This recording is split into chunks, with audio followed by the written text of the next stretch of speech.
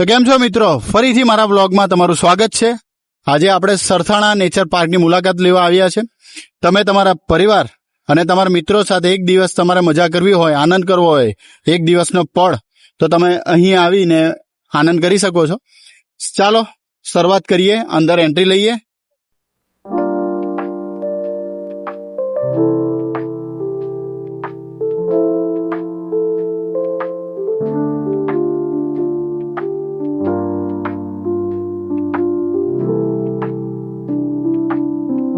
પાર્કમાં અમે પ્રવેશ કરી લીધો છે। હવે અંદર પ્રવેશતા જ રિફ્રેશ થઈ જાય તેવું વાતાવરણ છે। પ્રાણીઓનું ઘર એવું પ્રાણી સંગ્રહાલય। તો આપણે અંદર તમને અહીંયા જોવા મળશે સિંહ, વાઘ, મગર, હરણ અને અનેક પક્ષીઓ। આપણે અંદર જઈએ અને નિહાળીએ। ચાલો શરૂ કરીએ આજનો મજેદાર બ્લોગ।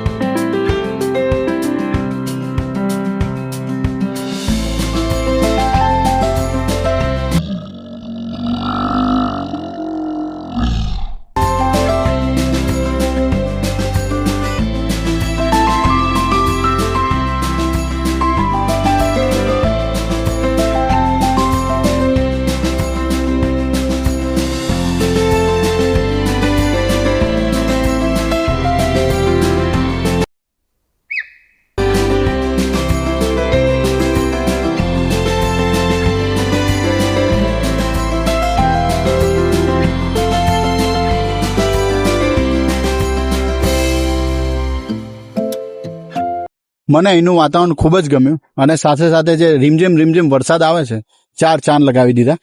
પ્રાણીઓને જોઈને એમના પરિવાર સાથે કેવી રીતે રહે છે એ તમારે એક દિવસ અવશ્ય મુલાકાત લેવી જોઈએ। તમે જો સુરતના હોય તો સુરતથી બહારથી હોય તો તમે સુરતમાં સરથાણા ખાતે તમે આવી શકો છો અને પ્રાણી સંગ્રહાલયની મુલાકાત લઈ શકો છો। તમારો ટાઈમ ખૂબ જ સરસ રીતે સ્પેન્ડ થશે।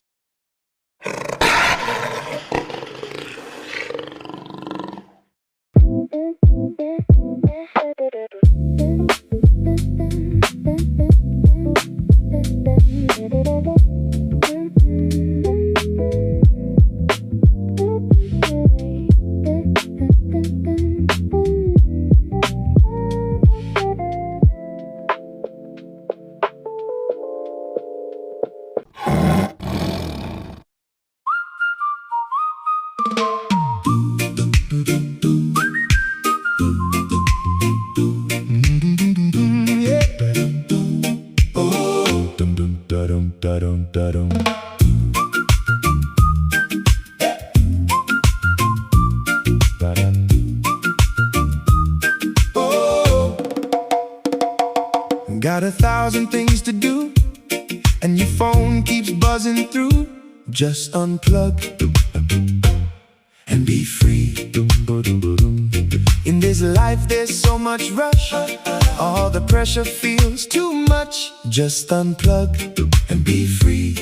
Don't you stress now, just be free.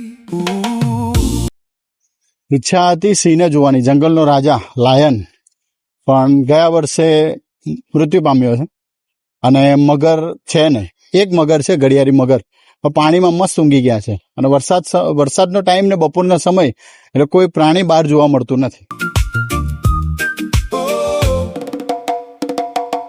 Got 1,000 things to do, and your phone keeps buzzing through.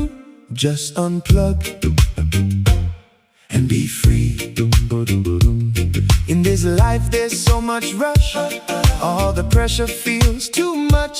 Just unplug and be free. Don't you stress now, just be free. Ooh. times roll, don't you worry. Let it go. Just let the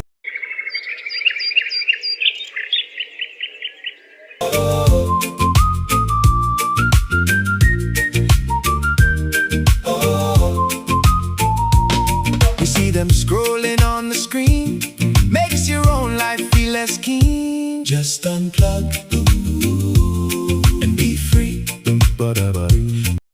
મિત્રો, પ્રાણી સંગ્રહાલયની મુલાકાત લીધી, મજા આવી, પણ એક બાબતે દુઃખ એ થયું કે જે પ્રાણીઓ પક્ષીઓ મુક્ત રીતે જે જંગલમાં પોતાની રીતે જીવી શકે છે એવી રીતે અહીં બંધિયારમાં જીવી નથી શકતા. એમને જોઈને જ આપણને દુઃખ થાય છે. આપણા આનંદ માટે પ્રાણીઓને જંગલમાંથી લાવવામાં આવે છે અને તેમને પાંજરામાં પૂરવામાં આવે છે, પણ એ લોકોનું માત્ર ને માત્ર એક સીમિત જગ્યા હોય છે જે આગળ જઈ શકતા નથી.